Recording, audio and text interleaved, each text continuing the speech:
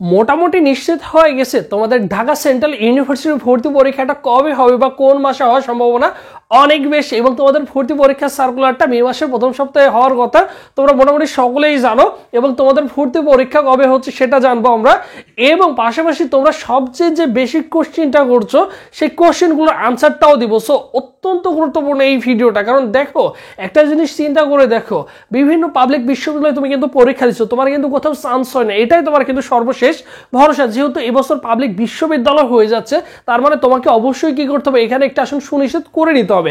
আর যেহেতু এটা একটা ঢাকার মধ্যে, ঢাকা সিটির মধ্যে, সো সেই ক্ষেত্রে এখানে কিন্তু সব রকম ফ্যাসিলিটি তুমি কিন্তু অনায়াসেই পেয়ে যাচ্ছ। একটা পাবলিক ইউনিভার্সিটি যে সুযোগ সুবিধা পাচ্ছ, এখানেও কিন্তু সেম জিনিসগুলোই পাবা। এবং ডে বাই ডে তুমি যে 4 বছর পড়াশোনা করবা, মাস্টার্স করবা, দেখো যে 5 বছরের মধ্যে তোমার কিন্তু এখানে অনেক কিছু তুমি কিন্তু পেয়ে গেছো। কারণ আমাদের যে ঢাকা 7 কলেজ ছিল, এখানে অনেকগুলো কলেজে কিন্তু আবাসিক হোস্টেলের ব্যবস্থা ছিল আগে থেকেই।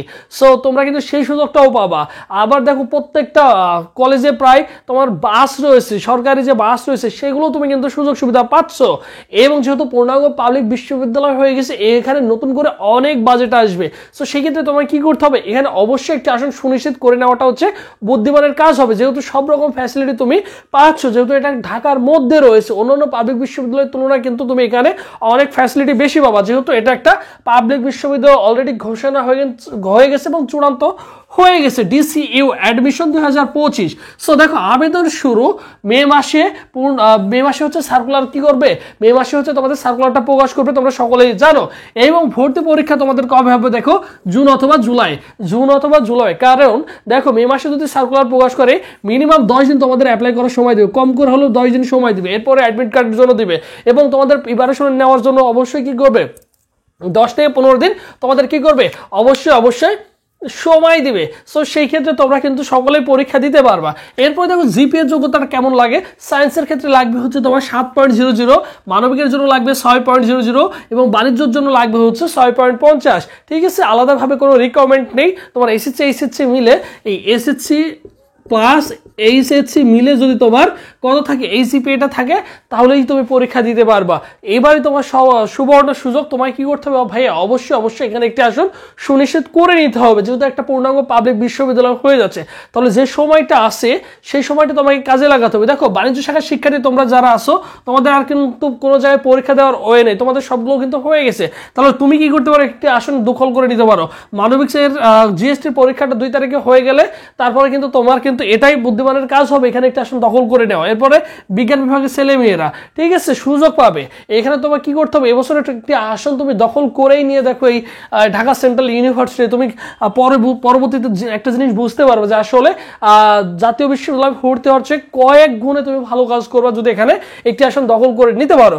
এরপরে দেখো তোমরা অনেকে জিজ্ঞেস করছো যে ভাই সেকেন্ড টাইম, এই সেকেন্ড টাইম যেহেতু 7 কলেজের সাথে নেই, আলাদাভাবে কি হয়ে গেছে, তারা একটা পাবলিক বিশ্ববিদ্যালয়ে রূপান্তর হয়ে গেছে। তবে এই সেকেন্ড টাইম নিয়ে হচ্ছে ইউজিসিকে, যেহেতু এখন সবকিছু ইউজিসি কি করবে, প্রত্যেকটা বিশ্ববিদ্যালয় যেমন সবকিছু নিয়ন্ত্রণ করে ইউজিসি। সো এই যে ঢাকা সেন্ট্রাল ইউনিভার্সিটি এখন ইউজিসির আন্ডারে, সো এখানে মোটামুটি এক নোটিশ দেওয়া হয়েছে, ছেলেমেয়েরা বলছে। সো পরবর্তীতে পূর্ণাঙ্গ সার্কুলারের সাথে বলে দিবে যে অ্যাকচুয়ালি সেকেন্ড টাইম থাকবে কিনা। তবে এটা নিয়ে কিন্তু অনেক কথা হয়েছে, সেকেন্ড টাইম থাকার সম্ভাবনা রয়েছে, যদি তারা মনে করে দিয়ে দিবে, এবছর থেকে ইনশাল্লাহ দিতে পারে। এরপর দেখো নেগেটিভ মার্ক, এটা এখনো কিন্তু চূড়ান্ত হয় নাই। যখন 7 কলেজের সাথে ছিল তখন কি হয়েছে, নেগেটিভ মার্ক ছিল না। সো এটা সম্বন্ধে আপডেট আসবে। এরপর দেখো বিভাগ পরিবর্তন, ঠিক আছে, বিভাগ পরিবর্তন হওয়ার সম্ভাবনাও কিন্তু একটা রয়েছে। এখানে বিভাগ পরিবর্তনে তোমরা কিন্তু অনেকেই পরীক্ষা দেওয়ার সুযোগ পাবা, কারণ এটা এখনো চূড়ান্ত হয় নাই। এই 3টা জিনিস খুব দ্রুতই তোমাদের কি হয়ে যাবে, চূড়ান্ত কিন্তু হয়ে যাবে। আর চূড়ান্ত হয়ে গেলে অবশ্যই আমি তোমাদের জানিয়ে দেবো। তোমরা সকলেই জানো যে আমাদের একটা অফিসিয়াল ফেসবুক পেজ রয়েছে। এই কমেন্ট বক্সের কি করব, এই কমেন্ট বক্সের প্রথম পিন কমেন্ট করা থাকবে আমাদের হচ্ছে অফিসিয়াল ফেসবুক পেজের লিঙ্কটা। অবশ্যই সেখানে তুমি কি করবা, ফলো দিয়ে রাখবে। সকল প্রকার আপডেট, প্রত্যেকটা ইউনিভার্সিটি A to Z তুমি কি পারবা, সবগুলো আপডেট পেয়ে যাবো, যা তোমার জন্য অত্যন্ত গুরুত্বপূর্ণ। কারণ তোমায় কি করতে হয়, সোশ্যাল মিডিয়ায় সারাদিন ঘাটাঘাটি করতে হয়, কোন বিশ্ববিদ্যালয়ের ওয়েবসাইট কোথায় কি আপডেট দিল, কখন কি দিল। সো এগুলো নিয়ে টেনশন করতে হবে না, সকল আপডেট আমাদের ফেসবুক পেজেই পেয়ে যাবা।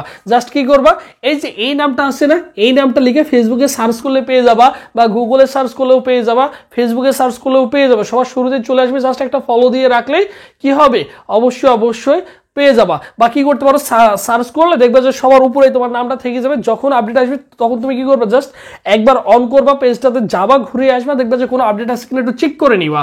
এবং তোমাদের জন্য দেখো গুড একটা প্রিপারেশন নেওয়ার জন্য বিগত 4-5 বছরের মতো এবছরে তোমাদের জন্য স্পেশালি আমাদের একটা অনলাইন মডেল টেস্ট ব্যাচ রয়েছে, যেখানে 70+ মডেল টেস্ট দিতে পারবো, যা তোমার জন্য অত্যন্ত গুরুত্বপূর্ণ। কারণ এই মডেল টেস্টগুলো কিভাবে নিব, তোমাদের প্রত্যেকটা চ্যাপ্টার ওয়াইজ থাকবে, তোমাদের যতটুকু পড়া দিব, তোমাদের যতগুলো সাজেশন দিয়ে দিব। দেখো সব বিষয় সাজেশন পিডিএফ থাকবে, আলাদা আলাদা পিডিএফ থাকবে, যেগুলো তোমার জন্য অত্যন্ত গুরুত্বপূর্ণ। কারণ বিগত 5-6 বছর যেহেতু এই সেক্টরটা নিয়ে কাজ করছে, 7 কলেজটা নিয়ে বিশেষ করে, সো অনেক অভিজ্ঞতা রয়েছে আলহামদুলিল্লাহ। বিগত বছরে প্রায় 1300+ স্টুডেন্ট ছেলেমেয়ে চান্স পেয়েছে। সো এই বছরও অলমোস্ট এভরিডে অনেক স্টুডেন্ট যুক্ত হচ্ছে আমাদের সাথে। দেখো পোস্ট ব্যাংক পিডিএফ, পোস্ট ব্যাংকের পিডিএফ তো তোমাকে কিনতে হচ্ছে না। 7 কলেজের যে একটা পোস্ট ব্যাংক পিডিএফ কিনবা, সেটাও তোমাকে কিনতে হচ্ছে না, সেটাও আমি তোমাকে দিয়ে দেবো প্রত্যেকটা ইউনিটের জন্য। এ ইউনিট, বি ইউনিট এবং সি ইউনিটের জন্য আলাদা আলাদা মডেল টেস্ট ব্যাচ রয়েছে। যারা ভর্তি হতে চাও যোগাযোগ করবা।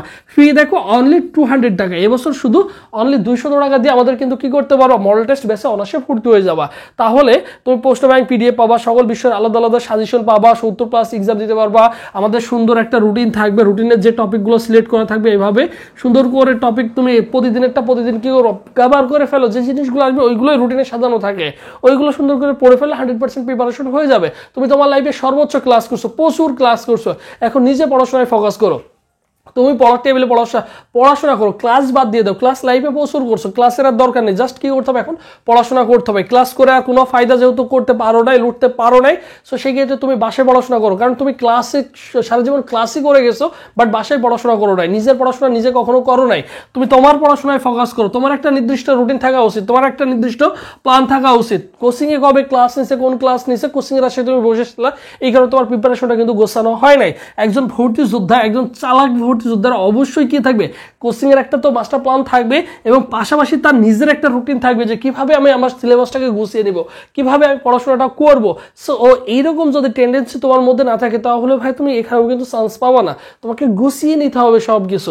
আর এই সুন্দর করে রুটিনটা তোমাকে গুছিয়ে দিচ্ছে, জাস্ট তোমার পড়াশোনা কাজ হচ্ছে তোমার করা, পড়াশোনা তোমাকে করতে হবে। রুটিন গুছিয়ে দিচ্ছে আমি, তোমাদের পথ দেখিয়ে দেবো আমি, জাস্ট আমি যেভাবে দিক নির্দেশনা দেবো, যে গাইডলাইনগুলো তোমাকে ফলো করতে বলবো, এইটুকু করো, দ্যাটস এনাফ, তোমার জন্য হয়ে যাবে ইনশাল্লাহ। তাহলে ভর্তির প্রসেসটা দেখো, 01727675241 এই নম্বরে 200 টাকা বিকাশ বা নগদ সেন্ড মানি করবা, করে এই নম্বরে হোয়াটসঅ্যাপে নক করলে তোমাকে সকলের সাথে গ্রুপে অ্যাড করে দেওয়া হবে।